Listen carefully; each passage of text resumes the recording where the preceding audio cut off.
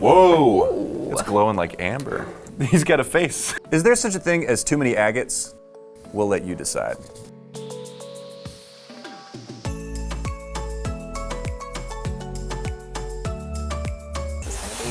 Oh, that's a hefty box. Discovered by an ancient philosopher, this gem is a classic. Even today, these stones may seem like magic. I'm kind of excited because both of these boxes are very Both the boxes heavy. are heavy. Do you want to open them both at the same time? Yeah. Oh, got a huge Hefty. slice. You've got a million different specimens. I do. I think I know what we're dealing with here. Do you, Oh, do you most recognize definitely. this? Yeah. This is agate. Agate is a type of silica. Quartz is also a type of silica. It has eye-visible crystals that you can see because it is crystalline. Whereas this is microcrystalline, so you can't actually see the individual crystal grains. You can't see them with a microscope. Yes. All of these are agate, but they don't all quite look the same, and if you're familiar with agate, some of these might look unfamiliar to you. This one's cool. It's Kentucky agate, and it's found exclusively in the rural hills of Kentucky, and it's actually the state rock of Kentucky.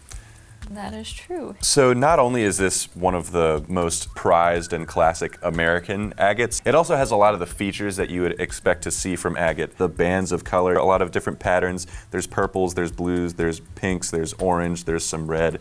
It may look opaque, but you can see that it's definitely translucent in a lot of areas. Most agate actually is translucent, whereas jasper is typically pretty opaque. It's an exemplary agate, you know? Oh, most definitely. What's neat about agate, silica solution attaches to whatever it can, like along the walls. The foundation. Yeah, the foundation. We'll start with tiny little spheres, and it just kind of keeps going until there's You get not more crystal. anything. Yeah. Along the edge of the pocket, there's already secondary minerals, typically just metals like iron. It just kind of pushes along the secondary minerals into the middle. Sort of mushing into each other when they meet. Yeah. And those secondary minerals like the iron are responsible for a lot of the different colors that you'll see in the banding. I was gonna say, this looks like rusty around Is it? here.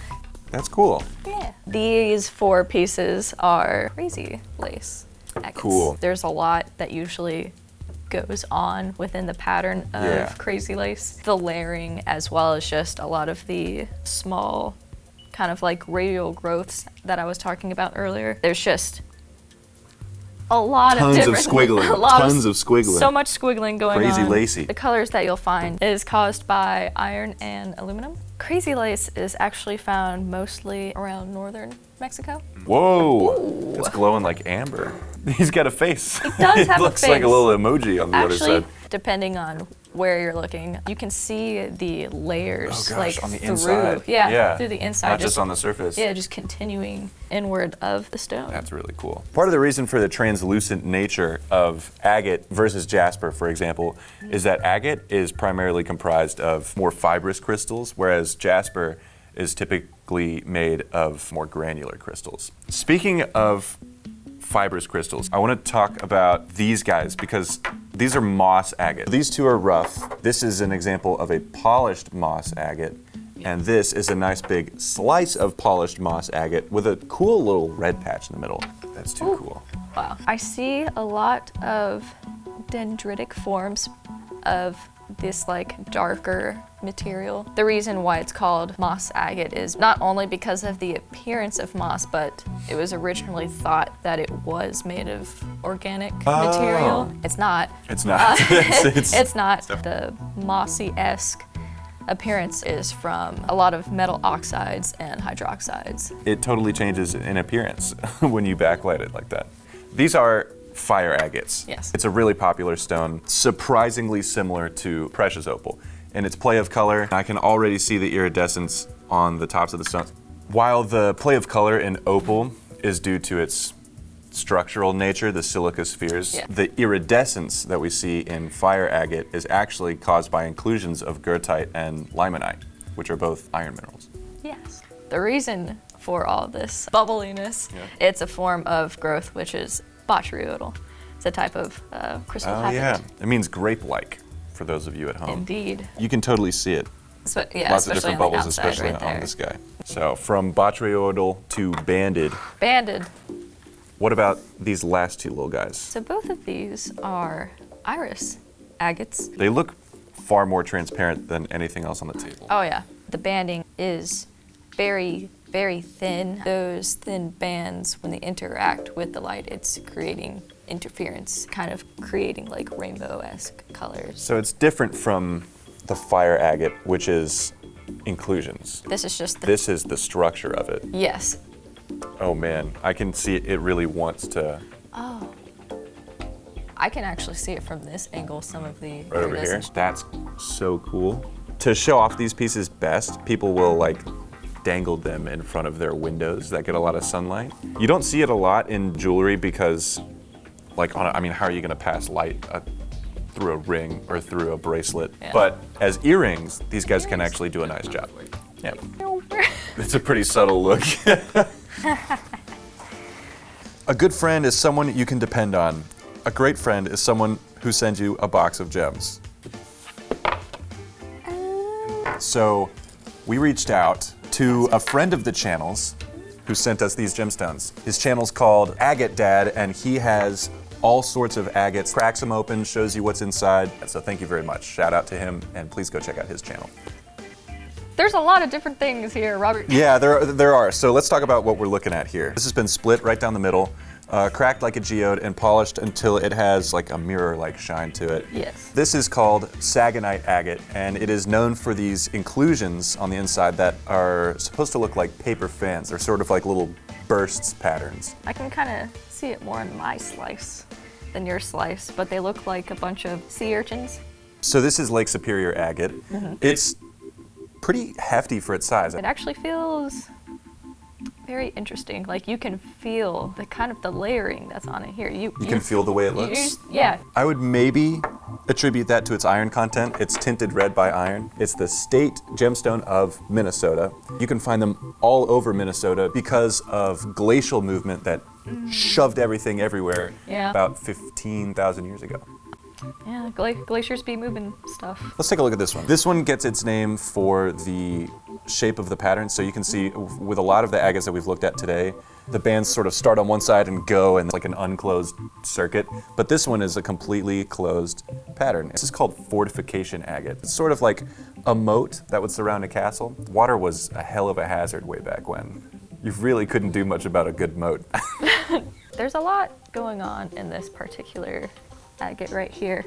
Let's start with the unusual banding that we have going on here. Yeah. It's very, very straight. It is very straight and very parallel. This is known as water level agate because of how just flat it is. It's like the water line. What's the other material straight. below the water line or above the water line? Above the water line. That is smoky quartz. But it's cool that we have crystalline quartz next to what some would call microcrystalline quartz. Yes.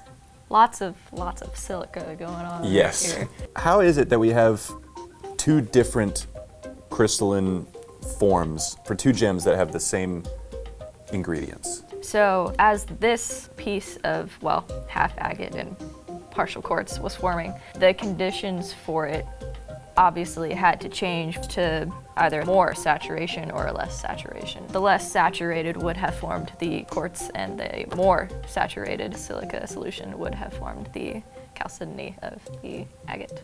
So it's a question of ratio between time and silica content? Yes. Okay. Yeah. Let's do this guy next.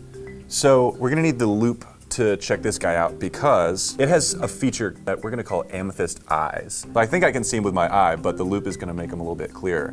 So there are definitely like dots of amethyst all over this stone. Surrounding every amethyst dot is like radiating bands, like a target or a dartboard.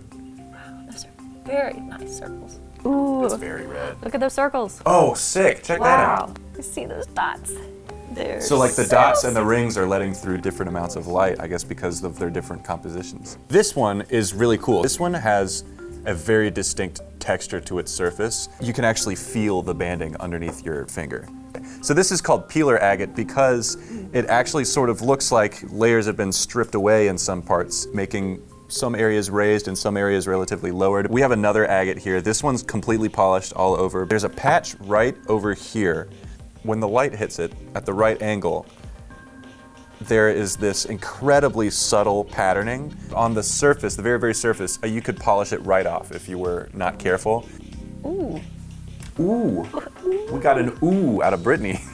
Brittany wanted to save this one for last in this little group. I did. The entirety of the thing isn't completely agate like some of these pieces that we had. The dark mineral that you're looking at is actually the host rock. These lovely speckles of color are agates, just in these tiny little pockets. This is called galaxy stone. Kind of looks like, you know, an image of space where you can just see loads and loads of galaxies. There's so many different colors. So around some of these agates, there's like a thin ring around them, and it's very shiny and metallic-like. That would be the asteroid belt.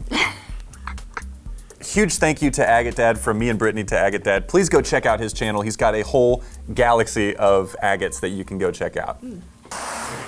Oh boy, oh. Okay. Is there such a thing as too many agates? We'll let you decide. Whoa, no way. That's cool. Cool slices, thick chunk. So this is called plume agate, and it's called plume agate because it's not dendritic in its patterning, and it's not like banded in its patterning. It's a combination of patterns that sort of resemble plumes, like feathers or like fern fronds. Fronds. If you look, especially when it's backlit like this, you can see a lot of the growth of it. It actually kind of reminds me of a lot of small stalactites or stalagmites trying to form, except they're very, very thin and together. So this guy is called nipomo agate, and from my eye, it's definitely got at least pyrite in it. A lot of metal inclusions. One cool thing about this agate is that it's very hard to get now. So it was first discovered on private land in California, and when word got out, all these rockhounds, they would go into this farmland and like leave the gates open, and the cows would just like peace out, and they would trample all over the grass, and so they just closed up and said no more nipomo agate for anybody. So that's definitely a special piece. Oh, definitely. I'm glad we were able to see such a piece today. This piece in particular, which I think is neat from a geologically but also biologically perspective, this piece here is known as waterfall algae agate. You see these kind of curved, sometimes concaved bits right here. It looks like a mudslide.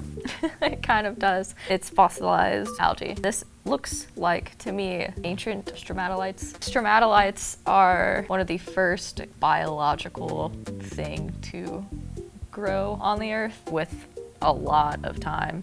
It like slowly grew layer upon layer until it kind of, well, it looks like this, except Except this inverted. direction, Okay. yeah, where it grew up. So it looks like a waterfall is algae. Waterfall. Was algae. Algae, Okay, depending cool. on the direction. What about this one? Because I see loads of crazy patterns in it. It looks like the wall of a coffee shop or something, you know? So this is another fossiliferous agate known as turritella. All of these patterns that you're seeing here are from a type of snail shell. The shells were deposited upon layers in different orientations. The side here, you can actually see some of the that's awesome. Shells. whole part of the shell in cool. the slice. You can at least find some of these in the Green River Formation in Wyoming. So this guy is completely unique from everything else that we have on the table because it's druzy. Druzy is a word used to describe crystals that are technically visible, but they're so small that they just sort of create like this fine, sparkly, rough texture all over the crystal. So this is called youngite agate, and this also comes from Wyoming. In fact, I think it's exclusively found in Wyoming.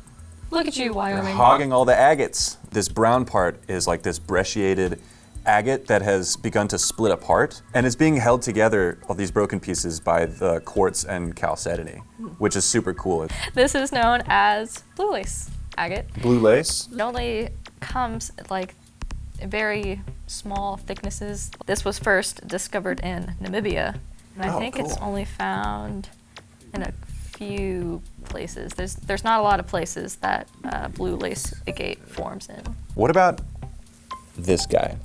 This piece is known as snakeskin agate. There's a white oxidized layer that's on top, but then it has to be polished to be able to see all of these cracks in this agate. Oh, so the cracks are like internal. They have to be revealed? Yeah, it kind of looks like a bone in a way.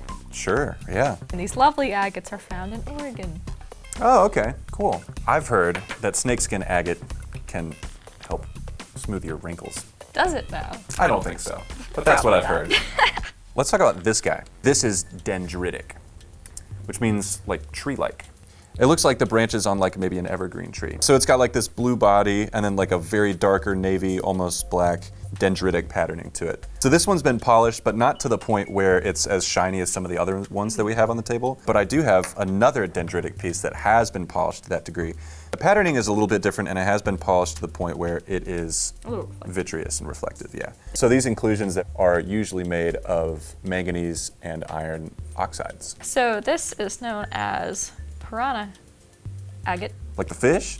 Kind of. It's actually named after Piranha, Brazil. But people are like, oh, piranha, the fish. Like the fish, okay. And then just kind of rolled And with then that. they wrote down piranha, okay. Piranha, yeah. It's still known for its very strong banding. That banding, yeah. This is zebra lace agate. Okay. Because, well, it looks like a zebra. Sometimes these dark layers can actually appear dark green. Does this guy also come from Wyoming? Does not come from Wyoming. It comes from India. Oh, that's cool. So there's that is cool. There's a translucent layer between the bands, Yes. between the color sections. Yeah. So this guy is not totally natural. It's been treated. Oh. So this was an agate. You can see this botryoidal formation, similar in shape to the rough fire agate. But this agate has been coated in a metallic coating and was being sold under the name Buddha agate. So the metallic coating creates these iridescent colors that are very, very obvious. This is known as polka dot agate. These brown polka dots are actually made of jasper in the agate. Oh, cool, okay. So this comes from Oregon, another Oregon Another stone. Oregon stone. We gotta go to haven't- the Northwest. Robert, you know what time it is. Is it closer look time? It sure is, I ladies don't and think gentlemen. I have ever had this many options for a closer look. Can I do two? Can Which we do ones? 2 closer looks? Which two are you going with? Obviously these Okay, two. in that case. Take that. Yeah, I was gonna go with the universe. Oh, you know what? This is my first one. I almost forgot about this What? little guy. The one with the amethyst eyes. I think with the right lighting and some good magnification, this one's gonna look great. So let's take a closer look. Let's take a closer look.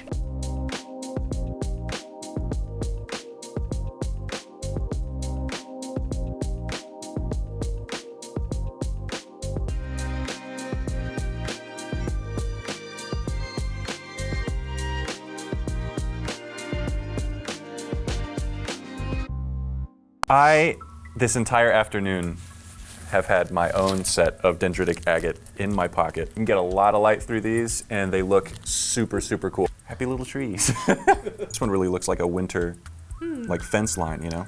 So you can actually buy these on jtv.com. We will drop a link in the description. Wow, we saw so many agates today. Yeah, I've never seen so many agates in one place.